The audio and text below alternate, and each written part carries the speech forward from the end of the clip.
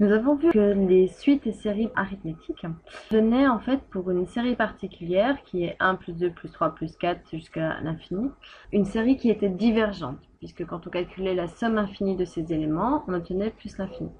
Une autre type de série à connaître, c'est la série géométrique. Dans un premier temps, nous allons la définir. Pour cela, nous allons passer par une suite géométrique. Donc la suite géométrique, c'est une suite pour laquelle on passe d'un terme au suivant en multipliant toujours par le même nombre. Et ce nombre s'appelle encore la raison.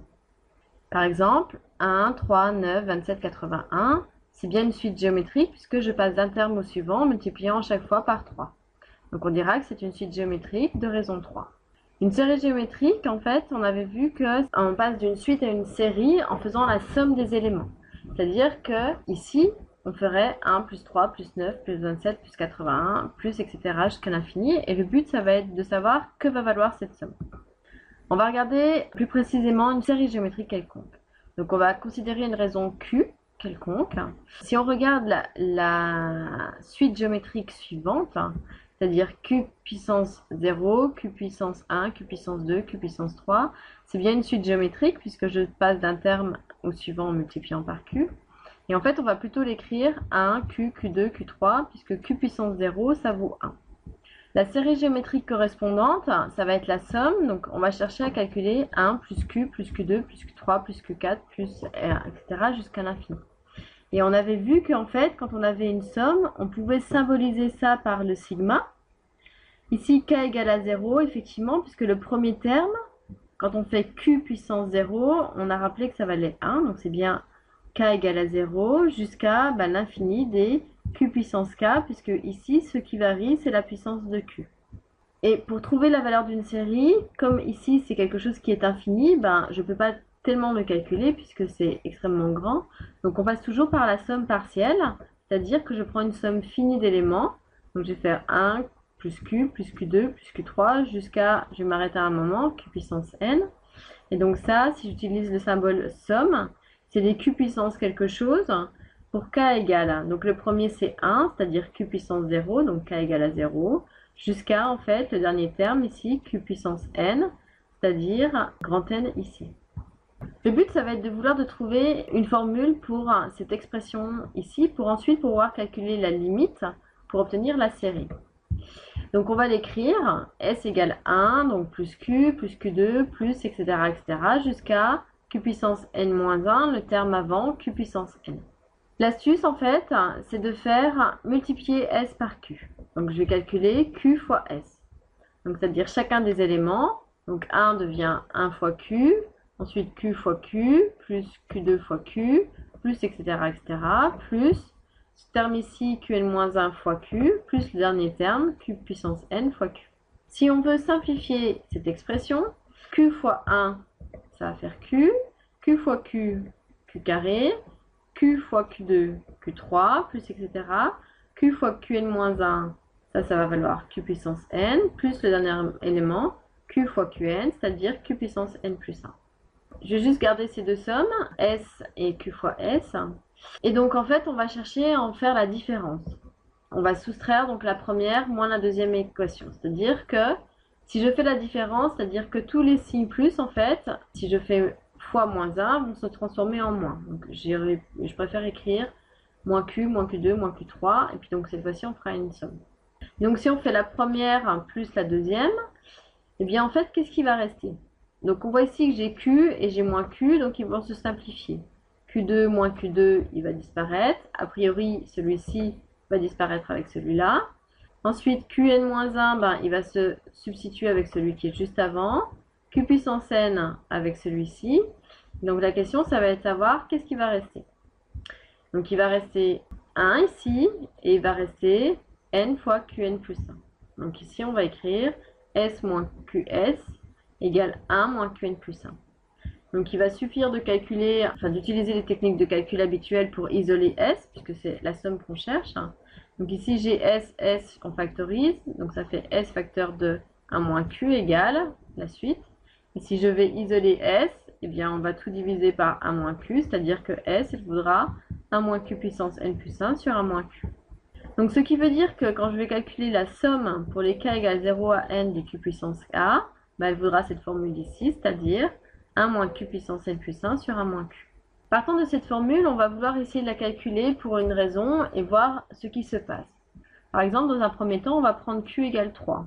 Donc on voudrait calculer 3 puissance 0 plus 3 puissance 1 plus, admettons, nous allons aller jusqu'à 3 puissance 10 et voir ce qui se passe dans un premier temps.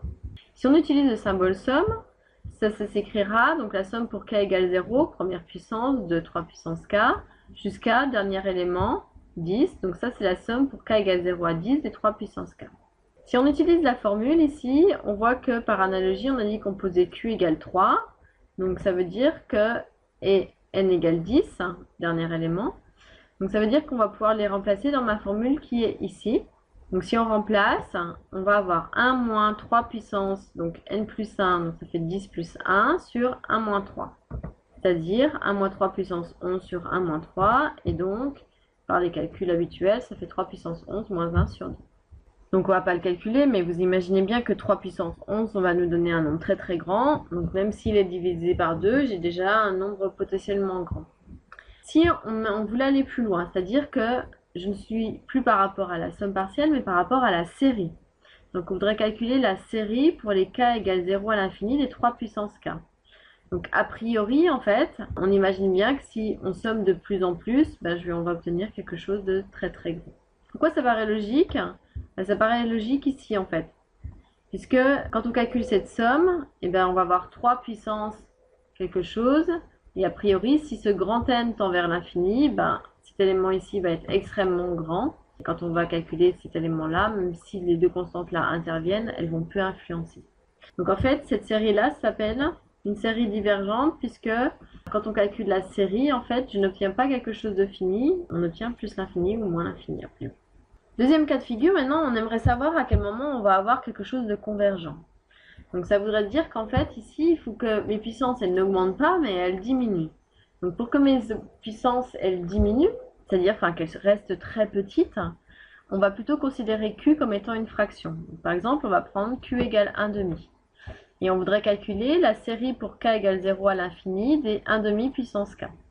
Pour faire cela, donc si on détaillait, ce serait 1 demi puissance 0, puisque le premier k égale 0, plus 1 demi puissance 1, plus 1 demi puissance 2, plus 1 demi puissance 3, etc. etc. C'est-à-dire que si on calcule, donc 1 demi puissance 0, ça fait 1, 1 demi puissance 1, 1 demi au carré, 1 quart, 1 huitième, 1 16e, 1 32e, que je cherche à additionner. Pour comprendre le principe, en fait, on pourrait s'aider d'un découpage ou sinon d'une droite graduée. C'est-à-dire que je considère la droite graduée et je pars de 0. Et je vais regarder le premier terme de ma suite 1. Donc on imagine qu'on fait un grand pas de une unité qui serait le premier élément. Qui dit plus dit je continue à avancer sur ma droite, à marcher dessus. Et je vais regarder le deuxième, donc 1 demi. C'est-à-dire qu'après ce premier grand pas, je vais faire un autre pas, mais cette fois-ci maintenant, je mesure moitié par rapport au premier. Donc je suis arrivée ici. Ensuite, j'ai un quart dans ma série, dans ma somme. Donc ça veut dire qu'après le premier pas et la moitié d'un pas, je vais faire à nouveau la moitié de la moitié, donc un quart d'un pas à partir d'où je suis arrivée, puisque je rappelle, je vais faire la somme des éléments, donc c'est comme si j'avançais sur ma droite. Donc j'arrive ici, ensuite je continue, je m'intéresse à un huitième, donc depuis ma marche, je continue en rajoutant un huitième. La question c'est, si je continue à ajouter des bouts comme ça de plus en plus petits, vers quelle valeur cette série va-t-elle converger, c'est-à-dire vers quel nombre ma marche va-t-elle aller? Je vous laisse répondre à cette question et puis on va essayer de le démontrer. Donc repartons d'ici, donc ça c'était notre énoncé.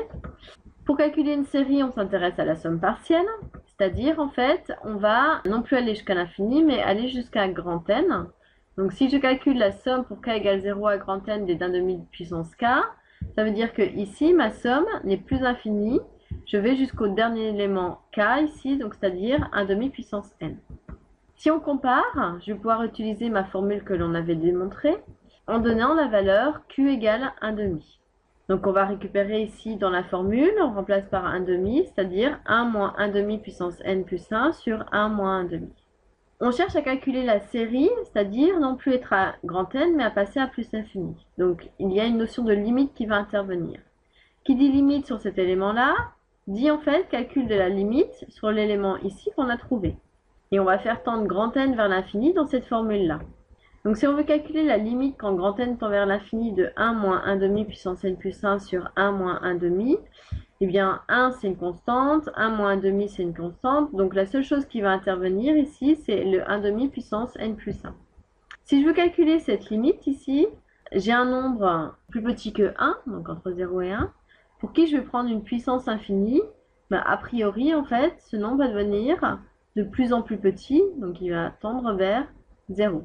Faites l'essai, si vous n'êtes pas convaincu, calculez pour une valeur très grande avec une calculatrice, vous verrez que ce nombre-là tend bien vers 0. Alors, revoyez votre chapitre sur les limites.